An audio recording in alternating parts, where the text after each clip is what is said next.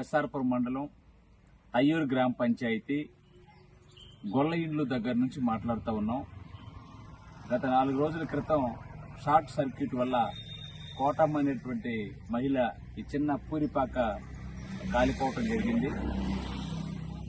గౌరవ చిత్తూరు జిల్లా కలెక్టర్ గారు కూడా ప్రభుత్వ సాయంగా 50,000 రూపాయల ఆర్థిక సహాయం చేస్తున్నారు.